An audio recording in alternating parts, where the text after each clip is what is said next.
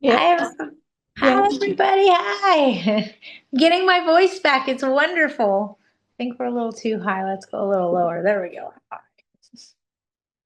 So just letting everybody get logged on. I'm finally getting my voice back, which feels tremendous. I'm like at 99.9% myself. Um, I was sick for a month. A month. I got sick on February the 3rd in the Grand Canyon. Somebody coughed on me. But I'm much better now. I can breathe again. Everything's wonderful. Um, hope everybody is doing well. A lot of things happened in the past week, just literally in the past week. So I'm going to bring everybody up to speed so everybody's on the same page, reading the same book. First and foremost, the Orange County Trade Show is March 19th at the Orange County Convention Center. It's free for you to go. I highly recommend that you go to a trade show. Thank you, Miriam. So, just again, letting people log on. A trade show's a great place to go. It's free for you to attend. It's everybody you need to run a successful business all under one roof. So, you'll have accounting software companies, you'll have advertising companies, you'll have other apartment associations, you'll have the housing authority there, you'll have um, fair housing there, you'll have attorneys there, you'll have plumbing, heating, air conditioning, roofing, yada to yada to yada to. It's a great resource for you to go all under one roof. So Orange County's having their trade show at the Orange County Convention Center on March the 19th. If you're in that area, I highly suggest that. And then on March 25th, AAGLA is having their trade show at the Pasadena Convention Center. That's also free. Just letting people get logged on. Sorry, guys. So we have Orange County's trade show on March 19th, AGLA's trade show on March 25th, and then AGLA is doing another trade show in the Inland Empire at the Ontario Convention Center on September the 23rd. That is the first show where we're going to have an awards ceremony in a long time. We haven't had one. So we're going to have like property manager of the year, assistant manager of the year, leasing agent of the year, independent rental owner of the year. We're going to have an awards ceremony for our industry. So that's great big news. Nobody's done that in quite some time. It's been over a decade. It's been over 2 decades in the Inland Empire since we've had an awards ceremony of any type um, out there. So this is huge news. I'm glad that this is all coming together, but we do have those three trade shows live and in person up in the very, very near future. Also, starting April Fool's Day, no pun intended, I will be full time with AGLA. So I am meeting with Dan next week. I think we're still going to be able to do Wednesdays with Widget. However, we may incorporate some AGLA members. So it may be that the AGLA members can watch us, but they may not be able to participate unless you're a Widgets Way member. You won't be able to ask questions, is how I'm trying to structure that. So anybody that has any input, let me know. Lay your thoughts and ideas. You don't have to do it right now. But if there's a way I can convince Dan to allow to continue Widget's Way, which so far he's on board, but I just want to play that properly. What is, I'm sorry, Nazilia, let me go look and see. I'm at 305 at AGLA, extension 305, and currently I'm only there Tuesday, Thursday, and Friday. But starting April Fool's Day wants me to go full time. So, and we're going to talk about Widget's Way because it does do a lot, and I don't mind doing evening meetings. Sometimes that works for people also. So we might be doing some interesting things in the very near future. All right. I've yip yapped long enough and let people log on. Just Anybody for have, your information, Patty, when you're at AGLA, you may want to talk to, I'm blanking on her name, the lady who does the updates on what's going on in Sacramento. okay. Because on her meeting on set last week, for the last 2 months, she's been trying to see if people want to change to a Wednesday at noon instead of Friday at noon. So you may want to talk to her. I completely and totally understand. I'll let her know. And it's funny that she brought that up. Is we're trying to open that spot with Agla. She saw it as an open spot and thought she'd pop in there, I guess. We opened it for a reason. So I'll talk to her and let her know. Thank you for letting me know, Arlene. Anybody have things that they want to talk about? Patty, I, I have a question, I if do, that's I okay. do. I want to tell you guys, did you go see the wildflower bloom yet? And if your answer is no, you better not miss it. It's coming. It's coming to an open field near you. Also, it brings quite a bit of weeds with it for those of us that live in more rural areas. Um, just know that those little purple flowers, folks, turn into goat heads. So if you're living in the proximity of the desert and you see all those cute little purple flowers, those are goat head flowers, and they hurt really bad once they die and you step on them. In fact, they get you to curse in several different languages. They're no joke. Goat head thorns are nasty little burgers. I like to treat them by burning them, but you can't light the desert on fire. Go see the wildflowers. Anza Borrego is going off nicely. Death Valley is, but that's very crowded on the weekends. Um, Anza Borrego was good last weekend. Mojave is showing wildflowers. It won't be long and they'll be covering the hills by Lake Elsinore. So pay attention, get out, enjoy Mother Nature. Also, this month we have two opportunities under the full moon where the grunion are running. So if that interests you or you've never seen it before, it is something that only happens from Southern California to Baja into Mexico, and that's it. So it's something that only happens in our neck of the woods. Okay, so definitely something, if you haven't seen it, you want to go check it out. All right, Julia, I'll take your question now. I'm just trying to remind you guys, although we're very focused on our industry and our business, we got to remember to get out in Mother Nature and have a life while we're living here on this planet and not just struggling to make a living. Make sure you also make yourself a life. Okay. All right, Julia, what you got? Tenants removed their dog. Should I send them? I'm pretty sure I know the answer. Yes, send them a form saying that the dog has been removed. Oh, no, we're not. I'm listening to you Oh, talk. I was gonna, yeah, update it saying the dog has been removed, and then I just want to know what's the exact verbiage and if I can include something like, obviously I'm not going to say it professionally, but on the call, but I would say it more professional on the form, like don't try to sneak in a dog or so, I don't know, something along those lines, because what I don't want them to do, because I updated my insurance saying the dog has been removed, but now with insurance they fly drones and things of that sort, and I get the feeling that the dog could potentially still be there. Obviously, I could go in and check to see, but I mean, you have to give 24 hours. They could have it at a friend's and take it back, sort of thing. Where So, where did I go? And why is my phone opening my credit card? Can you guys all see my credit card? Can you see me? no, we can't see your credit card. It's just your picture, your profile picture. Okay, Right. I don't know what happened, but all of a sudden my phone is just acting like very ridiculous. Okay, hang on. We got to fix things. I'm looking at my credit card. It's showing it bright and clear on the screen, and it's scaring me to death.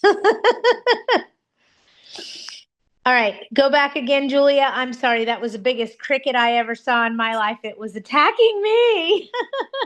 No worries. Just for the dog, should I include Look, an updated did they form? tell you that the dog passed away, ran away, is gone? No, they just said they got rid of the dog or they removed the dog. Oh, they removed the dog. Okay. Then the dog's been removed. You notified your insurance company that the dog's been removed. That's it. If the dog shows back up on the property, you serve your tenant with a cure quit for the unauthorized pet again. Okay. And then as far as pre-move out inspections, I do have an upcoming vacancy, and I always legally, you have to notify them of their right to a pre-move out inspection. I know it's a business decision, but more, what do you do personally? Do you really emphasize they should take it, or do you just leave it up to them and just do your legal right? Because my thought process is it might be if they don't do a pre-move out inspection, yeah, it's easier for me in the short term, but then it's long term, I end up paying for it because then I'm in small claims. But obviously if I really emphasize it, I mean, I don't want to force them to do it, but I kind of do like, hey, let's do this. It's for your own good sort of thing. Look, I'm going Again, to make it simple for you and explain why we do a pre-move out inspection. And once you understand the legal process, you'll understand everything. Does that make sense? yes. Okay. In the event you want to sue your tenant in small claims court, you must have notified them of their right to have an initial inspection 2 weeks prior to them vacating so that they had an opportunity to correct what they needed to before they vacated. If you didn't notify them of that right to have that inspection, I'm not saying they had to schedule it, but you had to notify them of the right. If you didn't notify them of the right to have that written inspection, then you legally cannot deduct anything from their security deposit. You just lost in small claims. Go home. Which I do. I definitely Okay. do all of So, that. so I know it's a pain in the butt to have to go out there and do the inspection and then go back out there once they vacate and do the final. But in all fairness, that's our responsibility as a landlord. And I want them to do it. That's why I'm like, hey, let's get it scheduled Okay, now, but look, And keep it simple, okay? Let me explain something to you. If they don't want that inspection and they don't request to have it done, hit the easy button. Because now it doesn't matter if you miss something on the pre-move out inspection that didn't happen, that wasn't on the final, because you didn't miss it, they didn't request it. yeah, I I like. like it when they don't want to do the pre-move out inspection. That's ideal for me. Which I get it. It's also ideal for me because I'm like, maybe I shouldn't push it. But then when it's not ideal, is because, come on, let's face it, 1 month's rent is not enough. And so it's like, okay, I'm going to But end up but paying let's for it. face it, even if you go there and tell them everything that's wrong, let's be realistic here. The reality of that situation is they still may leave it the same way it was when you saw it 2 weeks prior, only now you have 2 weeks of stress and anxiety to add to your repertoire. Okay, got it. I just don't want to have to pay for it in the Honey, long the term. Like, reality is you pay for it anyway. true. You Okay. can run, you can't hide. What you need to do is protect yourself from the stress and anxiety that it causes once you know but can't do anything about it.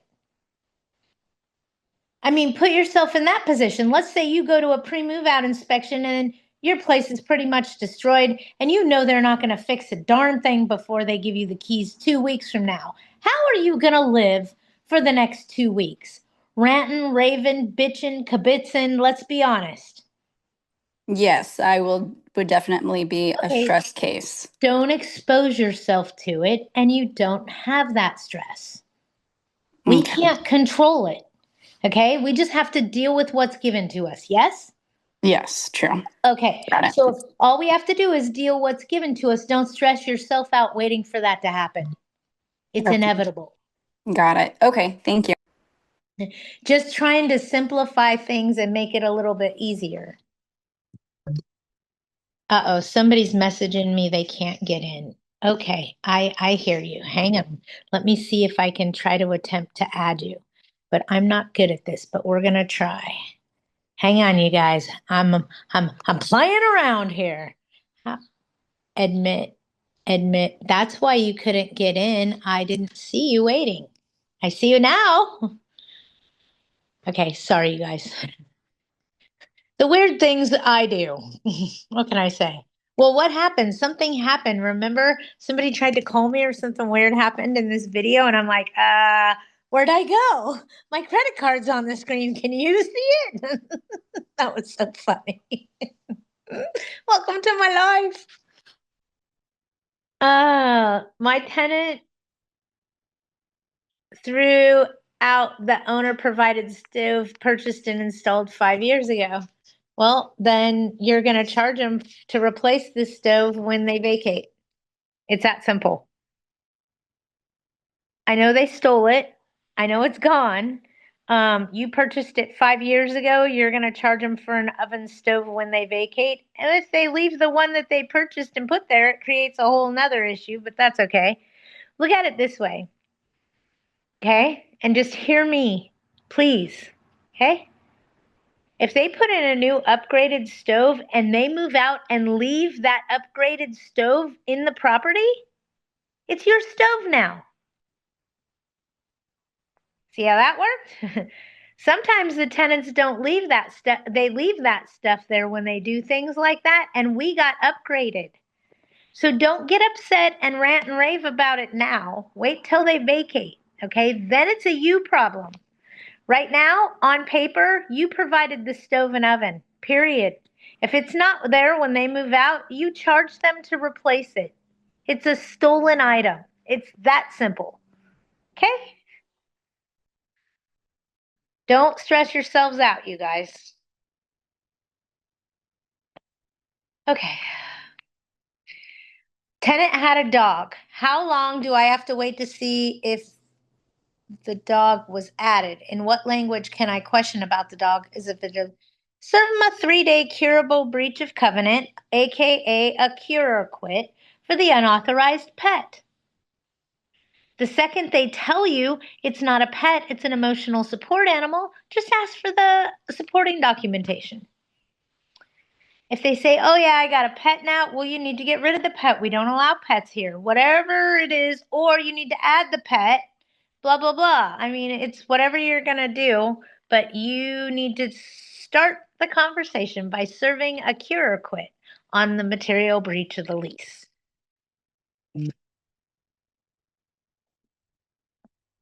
Okay, I saw some people got on here. I just want to tell you guys we have 3 upcoming trade shows, so mark your calendars. The Orange County Trade Show is in Orange County at the Orange County Convention Center. Okay? I want to say that's in Costa Mesa off the top of my head, but don't hold me to that. Okay? March 19th, I will be there. I'm teaching a class there. Come up and say hello. Let's go grab some lunch. Screw that. Let's go get some dinner. Okay? And then March 25th, I'll be at the Pasadena Convention Center at the AAGLA Trade Show. Come see me there. And then September 23rd at the Ontario Convention Center, AAGLA is doing an Inland Empire Trade Show. So just so everybody has all those dates and all that information. I see another question coming on. Marion, I'd like to know if there's anyone on this call that can refer a good licensed individual or a company that can renovate vacant apartments in the city of Los Angeles. So you're looking for a handyman, a contractor, something along those lines? If anybody has anything, please let Marion know. The other thing you can do is contact AAGLA. They have a whole list of vendors. Okay? In their supplier directory in the back of the magazine. Just to help you. I don't have a magazine in front of me or I'd hold it up and show you what I'm talking about. Oh, Apartment. Patty, I did recommend Freddie Fixall, who does work for me. I've been happy with his work. He is a licensed general contractor. Okay, So, if you could put his name and phone number in the chat and we can yeah, all help each other I, out, that's greatly I appreciated. I did it. Also, I was asking Arlene, I thought I remembered last time she said she knew an appliance repair person in the Long Beach area, and maybe she has a handyman in the Long Beach area because I just need a handyman or a younger husband. Linda, I sent you the information on a private message. Check it Okay, out. thank you. Thank you Yeah. so much. And I used those people again yesterday. I had a situation. With a water heater. It's okay. No, Tell your the story. dishwasher. Oh, the dishwasher. Yeah, the dishwasher and where you were staying, Patty. And Oh, yeah, and so I was going to call my handyman, and then I thought, no, this is probably going to be more than that. And so I called Michael's Appliance, and they called me back. I emailed them with a picture. In less than an hour, I heard from them. They sent out somebody, and that was like, I think it was like 8:30 or something. They were there by 11, and wow. and by 12:30 the part had been replaced and the thing is working. Oh, wow. They're great. They're That's great. And awesome. they charge $85 for a service visit, which I think is fair. And Yes. if they charge it, then they do the repair, they put it towards the repair. Wow. Oh, So that's I so mean, I so looked them good. up online. They don't get good ratings, but the most recent reviews have been very good, and I've only had very good experiences with them. So I don't know. That's great news. Thank you for sharing them. Yes. I also have another problem, a big problem. One of my tenants reported mold maybe 6 months ago, and we couldn't find a leak anywhere, any water that would cause this mold. It's a two-bedroom house, and there were 5 people living there. So he repainted the wall and put kind of primer on it, and we bought him dehumidifiers for the 2 bedrooms because these 2 bedrooms are where the mold was. It was like mold towards the bottom of the wall on these 2 bedrooms.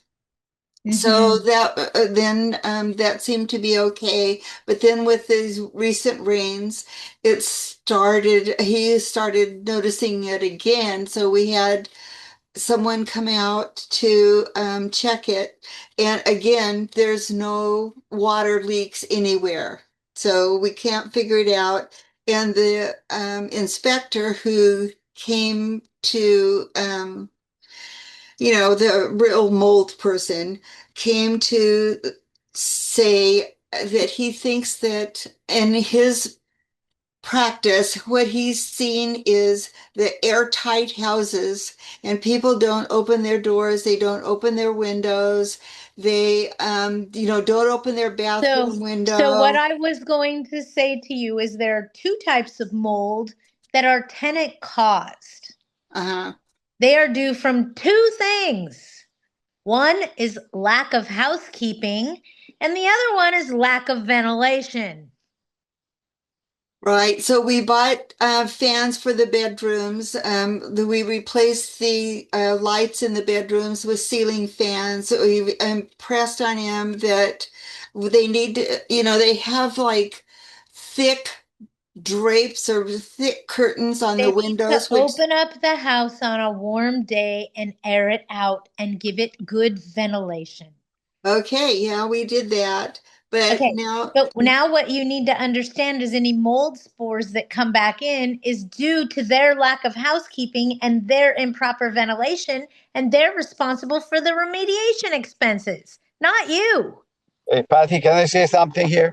Yes. Okay, she said a key word here. After the rain, it got worse. So I'm thinking whether on the other side of the wall there are planters that allows water accumulation into the slab of the house and coming toward the inside, causing the So low what's on the noise. other side of that wall? Okay, so I was going to finish that. I had that the inspector, young man, nice young man, said it could be coming from outside, just leaking into the foundation. So, $2,000 for gutters, rain gutters completely around the house. This is before the most recent rain.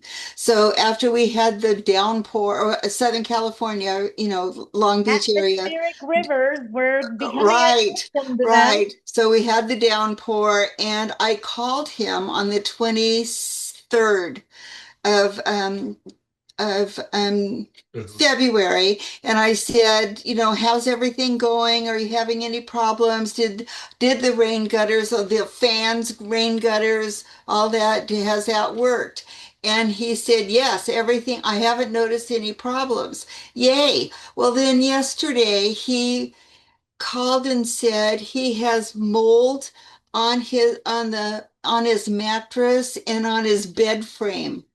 So there was no, we went yesterday, we looked at the house, and we looked at the walls, nothing. And then he brought out his wife's handbags, which were in a plastic bag, sealed like a garbage bag, which did smell moldy. And if you look at their closets, there is not one, you could not get one more article of clothing in those closets or in the area above the closets. There's cupboards up there, 40s style houses. So we're like, okay, so I'm a little bit crabby about this, and I may have been a little bit crabby talking to him.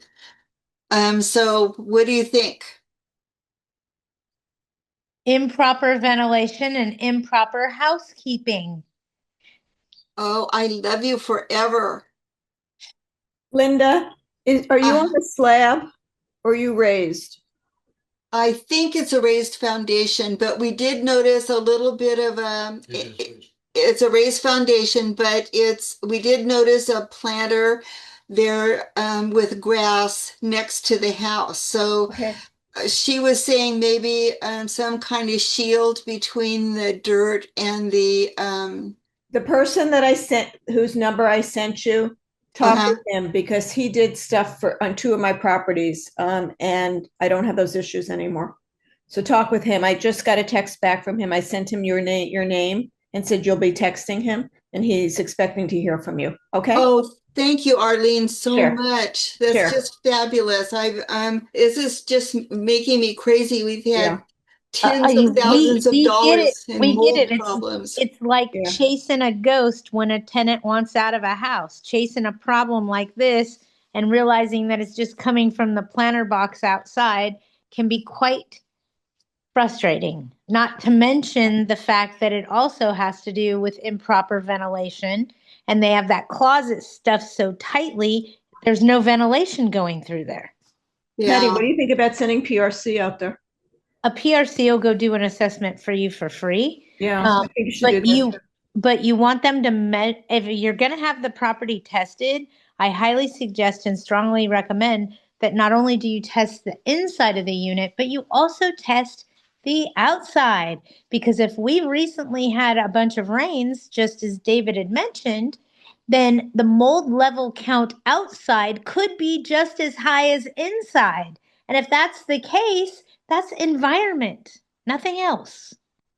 okay. Well, I have used PRC before, and I was happy with them. Yeah, So, call Freddie. They do a great job.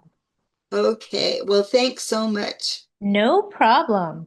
All right, let me And thanks, see. Arlene, too. Sure. And also, I referred a friend to Mold Zero because they have a different process where, Yes, and yes. and they were happy with them. Yeah, Mold Zero is also a good choice. And they're located where? I don't know, but they're in there. The back of AAGLA AGLA's has their magazine. information. Yeah. Super. They're Okay, located in the thanks. back of AGLA's magazine. That's where they're located. They're squished. Thank you. Sydney, my new tenant wants to prepay a portion of her rent for 1 year so that monthly payment has a set amount for the year. How do I document prepaid rent, which is separate from her security deposit? Sweetheart, if somebody wants to prepay you, you got to be careful. I believe it's Larso that only allows 3 months of advance rent to be accepted and no more than that. Okay, I'm just speaking for you out loud. I had a tenant that did something similar. She liked to pay in advance.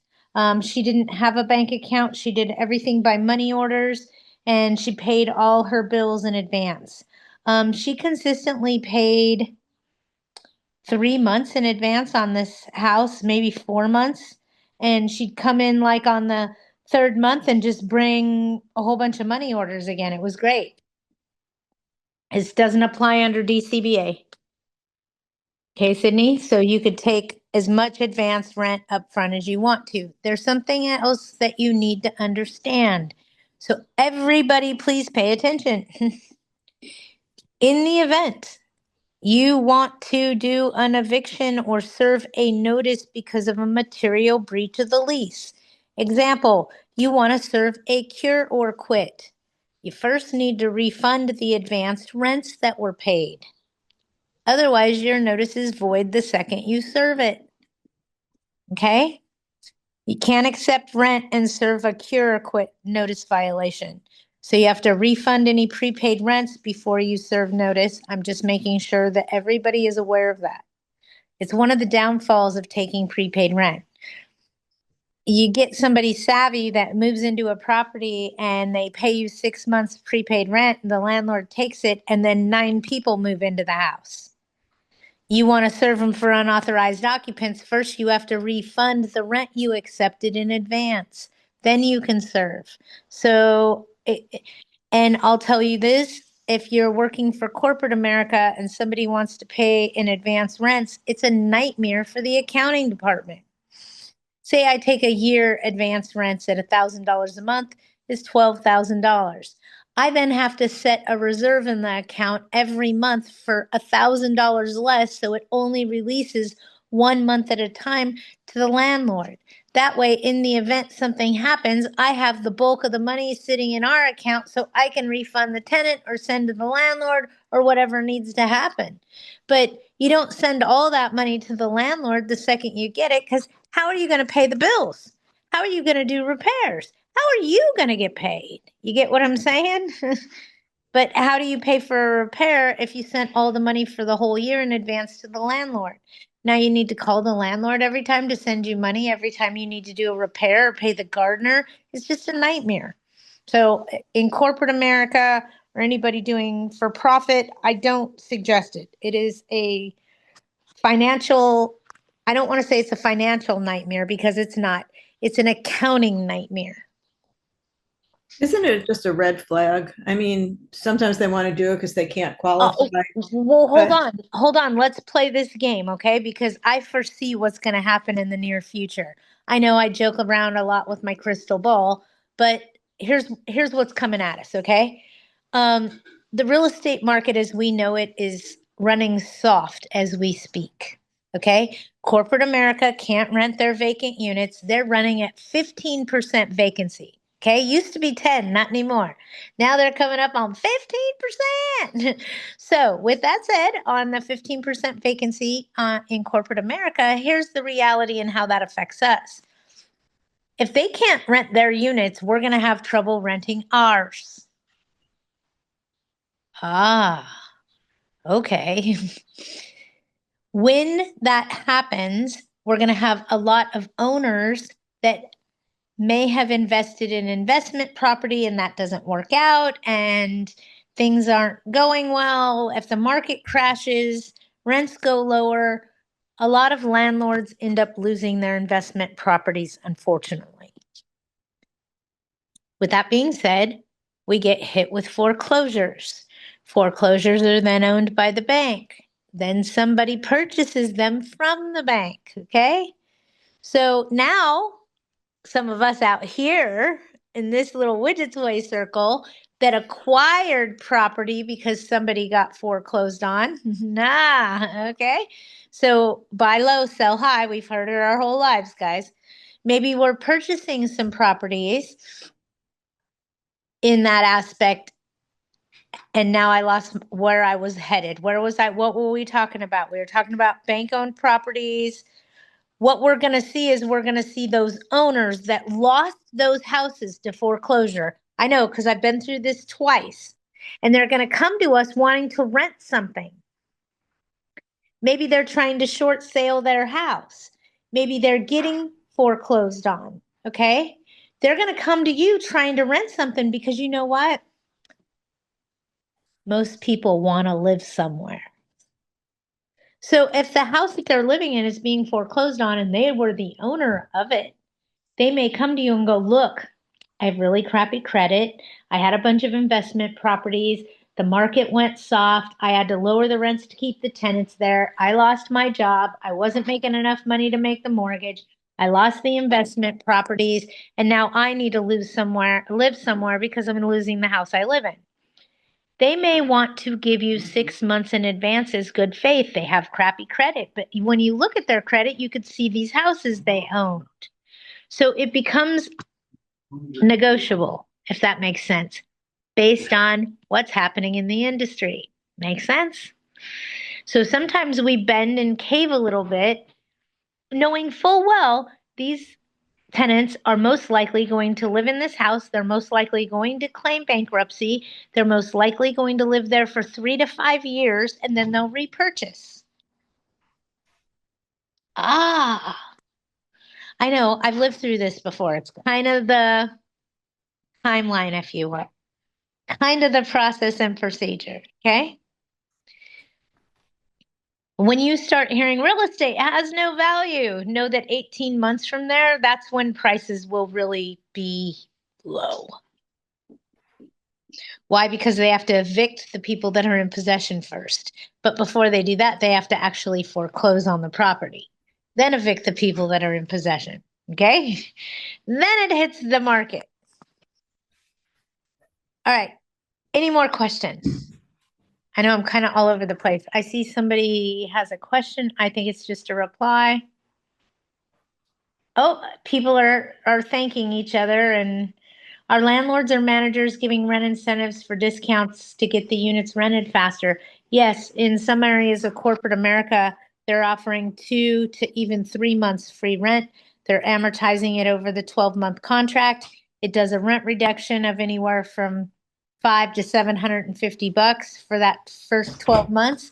And then on month 13, they raise the rent $300, add the $750 of the concessions, and you're at over $1,000 increase.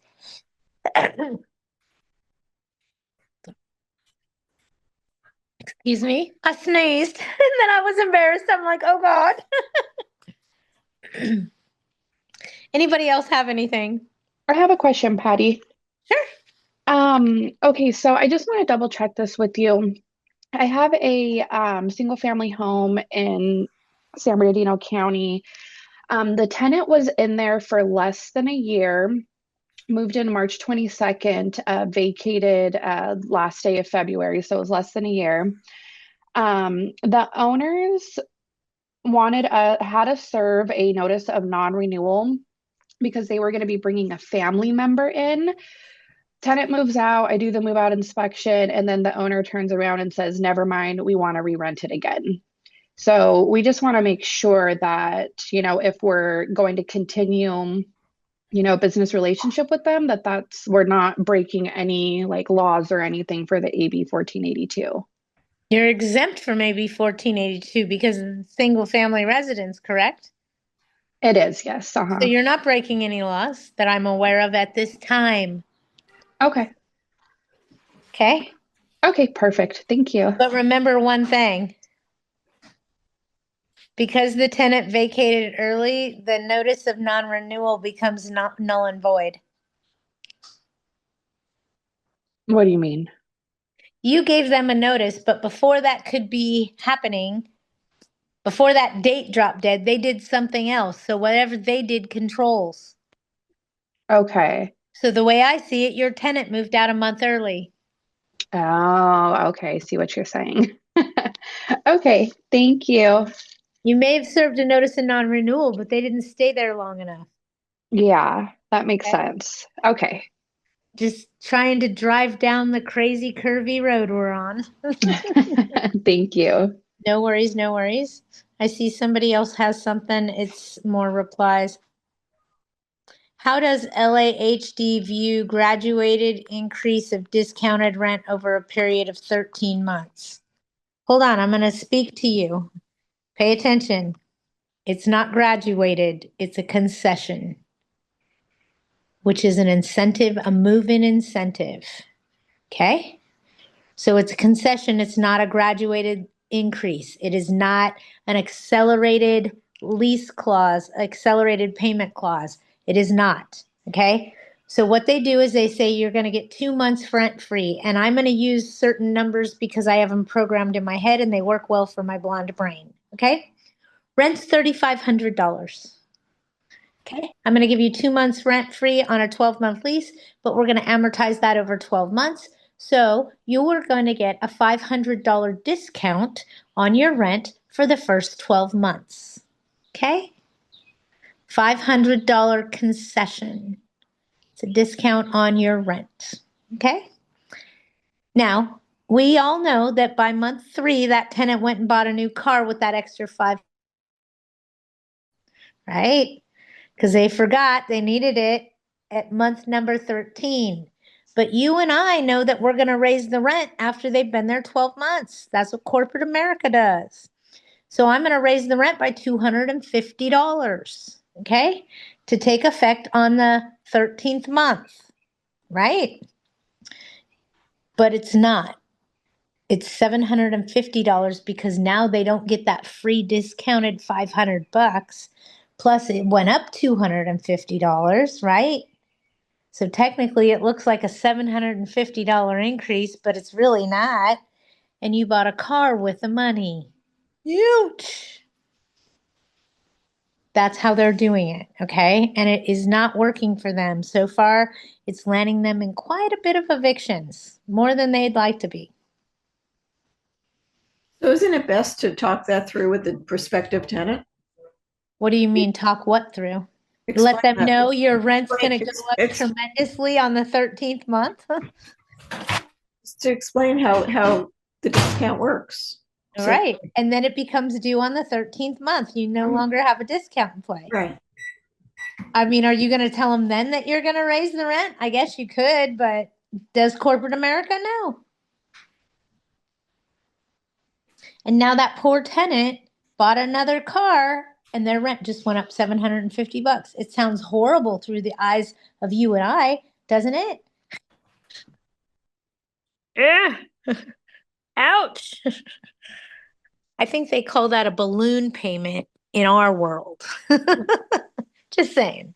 So you wouldn't put something in the lease contract saying this concession is for 12 months, reduction of $500, and then Absolutely spell it all out. But give a tenant $500 extra for 3 or 4 months in a row, and they're going to use the money to go buy a car. They're going to go make a major purchase. 9 times out of 10. 9. No, 8. 8.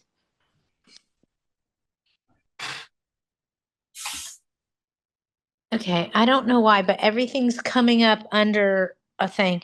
Patti, are you still recommending 11-month lease agreements versus 12 months or 24 months? If the municipality doesn't require it, I start with 3 months, and then it goes to month after that.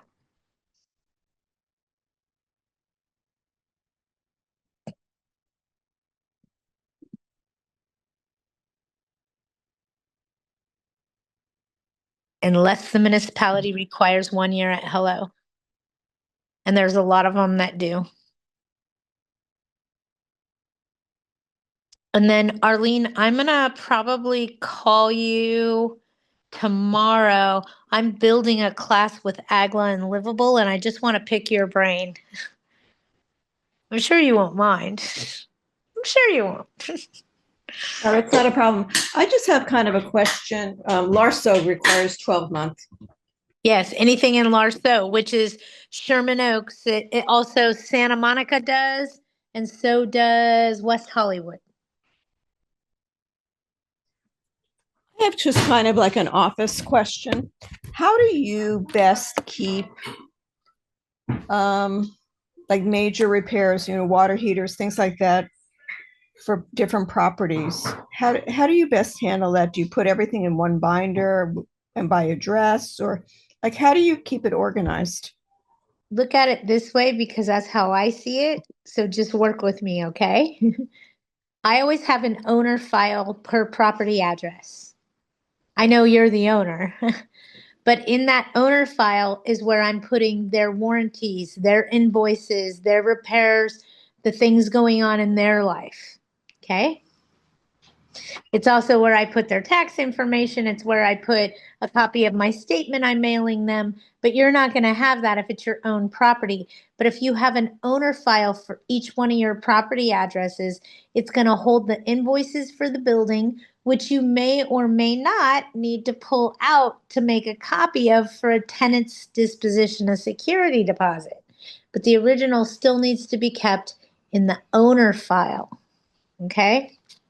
So everything for that property I keep in the owner file. It usually has appliance warranties, things of that nature, the HOA information, but I keep an owner file per address, not per unit. In other words, if I have 150 units there, it's a thick file, but it's not full of 150 lease contracts. Those are in the tenant file. All I'm keeping is invoices, home warranties, appliance warranties, things like that. All the documents that pertain to that property. Did that help, Arlene? Yeah, it does. Would you also maybe copy some of those invoices and put it into that particular tenant file as well? If there's something that I'm going to charge the tenant for, absolutely. Okay. All right, thanks. Yeah. All right, I got to get more organized. It's okay. That's what I'm here for. And I got a couple AAGLA classes coming up. Organization skills is one of them, but I really like the other idea of, I got one called, and this is why I want to pick Arlene's brain, because everybody's like, what are you guys talking about? I'm about to teach a class called, Is Your Asset Being Eaten by Your Utilities? In other words, how do we pass on the gas, the water, the trash, the common area spraying for cockroaches? How do we pass those expenses on to a tenant? Yeah, but Because I have a feeling, Patty, that that's going to get nixed. They're talking about getting rid of and making livable, not legal. I understand. So until they make it illegal, we Mhm. all need to jump on that bandwagon to offset our expenses. Just saying. Because then if they pass a law and say you can't do that anymore, at least we're all grandfathered in there potentially. And you're Well, right, I don't. Arlene. I'm hoping that that's the You're case. right, Arlene. You're right. You're right. The reason I'm focused and paying a lot of attention there is we may lose it. Mhm. If I can grandfather everybody else in before that happens, Well, my concern is that with the city trying now to go back with this CPI stuff, they want it to go retroactive. So they're talking. I understand that and I know what they're trying to do. Here's So the argument from the other side of the fence, just so you understand. Okay? You ready? I yes, have a certificate issued by the city that I paid for saying that I'm registered and I can charge 3% until June 30th, 2026. actually, the certificate says you could charge 3% till 2027. Oh, but you're getting where I'm headed is we got a certificate issued by you. By you. That's the huge argument. So don't panic too bad. Don't panic too bad about them trying to retroactive it. I don't think that's going to fly. And I'm being honest with you, I really don't. They took away our other stuff effective immediately. Okay, we gave you a little bit, but now you got to stop. I agree, but if you look at the certificate, I think I sent you a copy. The first few words of the certificate say something about unless the city council says. I gotcha. It's just So I mean, I think they're playing it both ways. they are playing both sides of the fence. Also, Arlene, I don't know if you see in the chat, Julie is offering to send you a picture of how she organizes her binders. Yeah, you guys, that's why we're all here. Help each other out, man. I'm all about it. All right, does anybody else have anything? No, I just want to congratulate Julia on doing a great job in court. I'm assuming that Wait a minute. Julia, are you still on? Yes, Julia? sorry, Patty. I was eating, but yes, I'm It's still on. okay. We all eat. We're all family here, okay? So don't ever apologize for stuff in your mouth. I don't, okay? And it was right as I was like chewing too. I'm like, oh I shoot. take a But bite always. So everybody pay attention. Julia was very stressed out about a small claims case where she was going after the tenant on principle. Okay. In other words, they did damage to her unit. Julia wasn't happy about it. She was going to put her foot down. And I thought, oh boy, here we go. So in what court were you in? I want to say she was in Fontana Court, yes, small claims. And how much were you asking for in the original suit against the tenant? um, a little over $1,300. A little over $1,300. And how much were you awarded in court? The amount that I asked A for. little over $1,300. Yes? Sorry, I was cutting out, but yes, I won the judgment and I got what I was asking for. You guys, everybody needs to be ecstatic for her. That doesn't happen very often. I strongly believe that the reason that she was awarded what she was asking for is because she had all of her ducks lined up perfectly. All of her T's were Yeah, but crossed, all of her I's were dotted. And why I'm bringing this to all of your attention is I want you to know it's possible. It is possible to prevail in small claims for $1,300 when you cross your T's and dot your I's. Julia, are you able to collect it from the tenant? Yes, That's going to we be the next step. no, I am yes, they already sent me a payment for it, so they'll be sending me monthly payments. But yeah, that's actually something that I wanted to talk about because I learned and Patty, if you don't mind, and I'll try to keep it brief. I'm really happy that I got what I wanted. Obviously, in hindsight, this was my very first small claims case, so you guys might all have already done it and be pros at it. One of the things I'm grateful that I won, but in hindsight, I also should have asked for the skip tracing and the cost to file as well, because I could have asked for that and I didn't. So that was just something that I'm like, oh shoot, okay, next time. But Next yes, time, ask for cost. They'll cover for you for $200 for small claims. wait, only 200? Because I mean, Only mine was 200. I'm just telling you, and it's in what the court allows. yes. And then the other thing that I would say to be prepared on, and this is kind of where I fumbled a little bit, but in hindsight, I'm like, gosh, there were so many telltale signs that I wish I would have just, no, they didn't want to go in front of the judge because they thought that they couldn't get payments. And I wasn't in it for the money. So I'm like, I should have just like taken the opportunity and said, no, let's go in for the judge. I've got nothing to lose. But when he said, even if you win the judgment, you're going to have to take payments, which did You sound have correct. to take it. You always have to take payments. Look at it this way. If you get a judgment against me for $30 million, you think I'm going to open my wallet and hand that to you? No, True, you got to but make payments. I agreed. So we never, we didn't go in front of the judge. We settled it during mediation. But he didn't want to go in front of the judge. That should have been my like, no, go in front of the judge. And the good thing about that though, had I gone in front of the judge though, because I'm already taking payments, but now I don't get interest on that. So had I gone in front of the judge, the judge could have said, I'm not going to do 1,300. But again, I had everything. Like I had everything perfectly.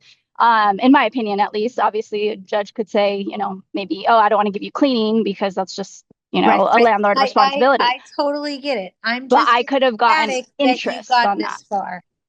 Yes. And so now just a few of those like little things where it's like, okay, I could be a little bit more polished on because they wanted the payments. And he said, Honey, you have to take. we could all be a little bit more polished. Yeah, for sure. But yeah, those were the only two things where I'm like, Don't oh, beat man. yourself up, okay? But now I'm like, oh, now not that I want to be on small Everybody else is claims. hearing she got a money judgment for the full amount and the tenant's already making payments.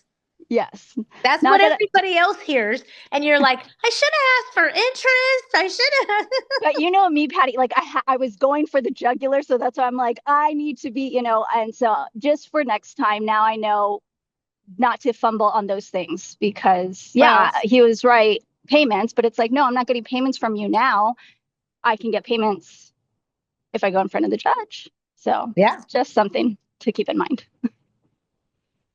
All right, Patty, what is the minimum you can charge for trash left in an apartment after the tenant moves out? What is the minimum I charge? It depends. I'm going to be honest. If it wasn't a lot of trash and I can just like gather it up, and the kids left a frisbee and two balls in the backyard, I just pick that up and throw it away. I don't even put it on there. But if it's a little more work than I'm willing to just do, then I hire whatever somebody charges me. There's where it was, Allie. If it's a little bit of work, I'm gonna bitch and curse and stomp my feet and kibitz the whole time I'm doing it. Okay? Because, if it's 2 to 3 trips to the dumpster, I'm gonna do that rather than hire somebody, pay them, and take it out of the tenant's deposit. Okay? It's just who I am. I suggest you guys do the same. I know you can charge up to like $15 an hour, whatever minimum wage is for your time and your effort. But like I just explained, if I'm throwing away a big wheel, a frisbee, two balls, and a couple of bags of trash, I just do it. I'm going to say it a different way. What if that was you? What if that was one of your kids? How would you want to be treated? Would you want them to get some ridiculous cleaning bill for $125 because you left a frisbee and a couple of balls and a big wheel in the backyard? Oops. We are human. Okay. As nicely as I could say it, do what's right. But if it's too much work, and we've all been there, we're like, I am just absolutely not doing this. Boom, there you go. Hire somebody. And whatever they charge you is what you charge a tenant. But I believe an owner can charge minimum wage per hour for their hourly wages. And this is not a time for you to price gouge. This is not a time for you to make money. It just, and if it's simple like that, just do it. Just handle it. You can kibitz, you can bitch, you can complain, you can naggity nag the whole time you're doing it. I'm good with that. Just don't charge them. What are you going to charge them? $10? I mean, they left a broken, hold on, let me see. They left a broken cabinet in the planter in front of the building. In the planter. I'm not going to pull a cabinet out of a planter. I'm going to call the gardener or somebody else to do that, and they're going to get the bill on that one. If it was genuinely not malicious, I'm genuinely not going to charge them if it's reasonable. Okay? You just got to use your best judgment. But putting a broken cabinet inside of a planter? What'd they do? Throw it out of a second-story window? Sorry, I am the queen of. Did the tenant really do that? I've had tenants install stripper poles in residential dwellings. Yay! I've seen it all.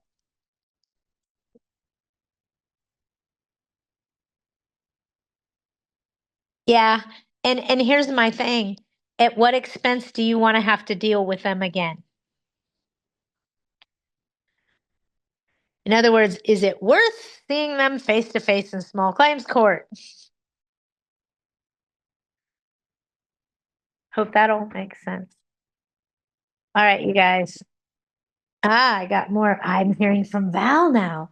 Obviously, the rental market is getting a tad soft. Okay, so Val sees it too. However, I still want to raise my rents annually. Okay, especially since my property insurance has doubled. I'm sure. But I'm always concerned about losing a tenant over $100 rent increase. Would you raise rents or wait till the world settles down? No, I wait for no one. Got that? Wait for no one. So here's my opinion, not my advice. If you want to do and I'm not talking about limits of a city municipality, okay? Hey, Patty, I can raise my rent 10%. I'm exempt from everything, okay? But I don't want to do 10%. I only want to do a 3% increase. I'm going to tell you right away to do a 4 or 5% increase, okay? Why? But I only want 3%. I'm not going to argue with you. I'm just going to tell you to put down 5% and go with that. Start there. Start there. That way, when your tenant calls you and tells you, oh, unfortunately, I can't afford the rent increase, I'm going to have to move. Well, I could lower it for you. How does 4% sound instead of 5?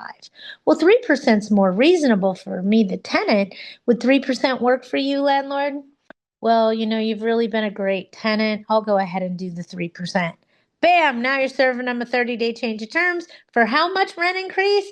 Oh, the original 3% you wanted because you padded it and left room to wiggle. Ah, pat it, leave room to wiggle. Okay? If you don't want to wiggle, you could say, I'm sorry, the rent increase stands. My insurance bill has doubled, my trash bill's doubled, and unfortunately, I have no choice but try to pass these expenses on to you. They don't even come close to what I've had to pay. And I'm just giving you guys scenarios and ideas and things of that. My rents are already very much below market rent. It is the reason I cannot miss a year of rent increase. I understand. And in some properties, we don't have very low rents. We have high rents. And I'm giving an example. So if I don't want to raise my tenant's rent, I raise it by $5. I raise it by $25 with the reasoning that cost of living has gone up. Patty, you raised the rent only $5? Uh-huh. But I still raised the rent. Sometimes the tenant laughs. Ha! They gave me a $25 rent increase. I lived here 10 years. They gave me a $25 rent increase. And the tenant laughs. Let me ask you something. Would you rather have them calling and bitching at you? You pick. They laugh at my $25, right? Okay, pay attention. Can I deposit the blank in advance rent to the bank account as long as it's not more than 3 months under Larceau? That's Larceau's rule. Do you advise all security deposits to be placed in an interest-bearing account? I can't answer that. Do you know why? I am a licensed real estate broker. By real estate law, I'm not allowed to put tenant security deposits in an interest-bearing account under real estate law. I don't care what the city says. I'm not allowed to do it under real estate law. So mine are all in a non-interest-bearing account for that reason.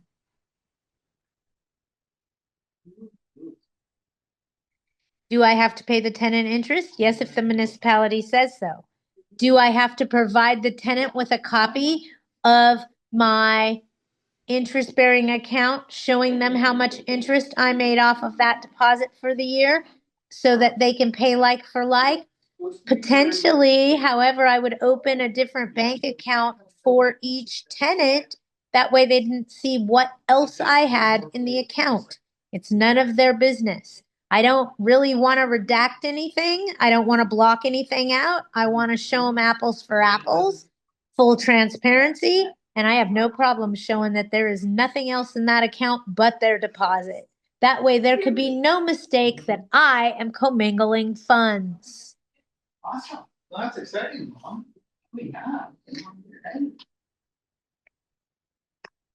Didn't you have a specific month that you raised rents? Was it April? Is there a good, bad month to raise rents? I think December and January would be the worst. Well, for the majority of my career, I've been single. So I didn't get a Valentine's Day present. So I raised my rent every year like clockwork on Valentine's because that was my Valentine's Day present. I got a rent increase. Okay? So I am famous for raising my rents on Valentine's Day. It's how I remembered, okay? I never got Valentine's. I mean, I was single for 20 years. Didn't get anything. So that's what I did for Valentine's Day is I raised all my tenants' rent. I know it's a crappy thing, but it worked for me. Also, when we do the time, spring forward and fall back, the time changes twice a year. When should we do interior inspections? Twice a year. It's a good time to remember to do that when the time changes. Okay? Why? Because it happens twice a year. Yes, exactly, Val. Serve on Valentine's Day for my rent to take effect on April 1st. So I'm giving Patty, more than 30 days. can I ask you a question on interior inspections? Do you tell tenants at their move-in, like, or maybe put it in your criteria that we are going to be doing annual inspections or inspections every 6 months? I'm required to do preventative maintenance inspections and sometimes even run out here for the insurance company. So I'll keep you posted as to when those preventative maintenance inspections are coming up. It's times for you to tell me if the paint's peeling on the eaves or you have a problem with a cabinet door or things like that. So it's me coming here to find out what's not working so great in your property or what do I think that we need to keep maintained so that we don't have a problem in the future. Okay, got it. I was trying to incorporate it after the fact of years of not doing it, and shame on me for not doing it. And then after I, Hi, just wanted to let you know we're going to start our routine preventative maintenance inspections. We try to do them twice annually. okay, got it.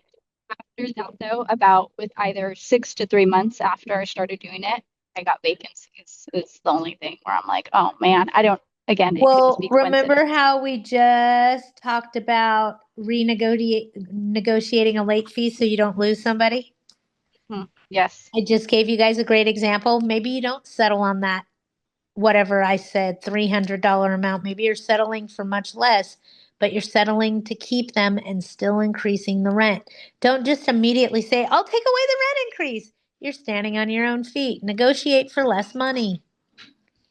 We've all had increases in our expenses this year. If it didn't come from the trash company, it came from the insurance. And if it didn't come from the insurance, it came from the tax collector. If it didn't come from there, it came in some sort of a repair.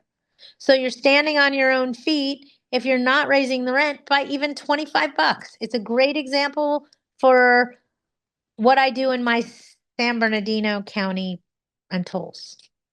Got it. Thank you. Where I'm at top dollar, I really don't have much wiggle room. So I'll raise the rent $5 to $25 if I absolutely don't want to do a rent increase. And what happens is the tenant usually calls me laughing, going, Did you just increase my rent by 10 bucks? Yeah, I sure did. Why is that? I needed to go to Starbucks one more day a month. And they laugh and I laugh and we get off the phone and they're not bitching at me.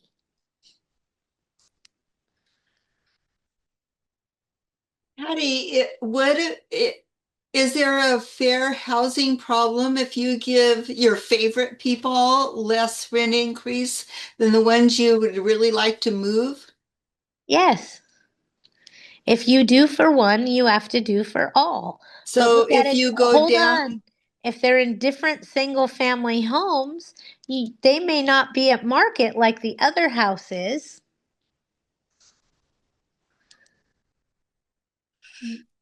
I don't get that. What do you mean you don't get that? I Somebody mean, help me. everybody's house is, most of my houses are similar. So if I have someone who takes better Well, what if care of their one's house, closer to us to shopping and one's 40 minutes from shopping? so just make up something. No, but what I'm teaching you to do is look for the reason why that won't get you in trouble. Uh-huh.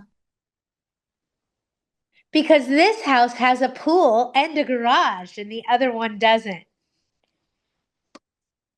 Because this house is close to close to parks and schools and shopping, and this house is very rural and not close.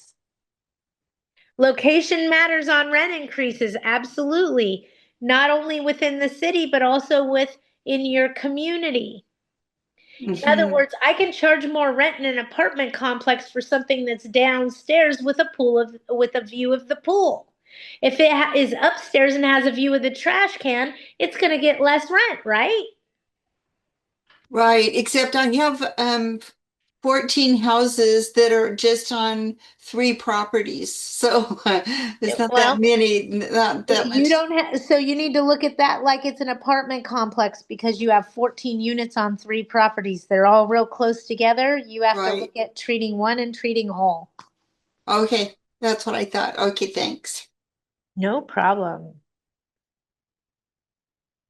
In the multifamily, can we increase the rent a different percentage for the tenants? No, you're still governed by the law. And multifamily is more restrictive. Single family home is less restrictive. Single family home right now, exempt from all of the city's bureaucracy and bullshit, is a 10% rent increase. You can do more than that as long as we're not in a state of emergency. Oh, all right. Anybody have anything else? Otherwise, I need to get on the road. I'm trying to get home. I'm not home today, but I'm headed home.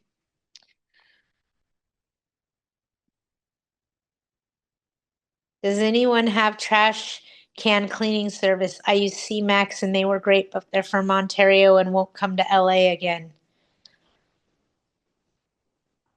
I don't know, Arlene. Even the rent increased the market value. Yeah, even the city increased market value rent. Yeah, everything's going up, folks. Everything. Well, thank you, Patty, and thank you, Arlene. Have a good day. Have a good Thanks. week. Bye, guys. Bye, Have a everybody. If anybody needs anything, you guys know how to find me, okay? And I'm gonna get on the road. Yeah. Linda, get in touch with him, okay? I shall. Thank you. Okay, good luck. Look Bye. at our little team. I love it. Bye, everybody. I'll talk to you soon. Sent you a text, Patty. Okay, I saw that. I'll reach out. Okay, thanks. Bye. Bye, everybody.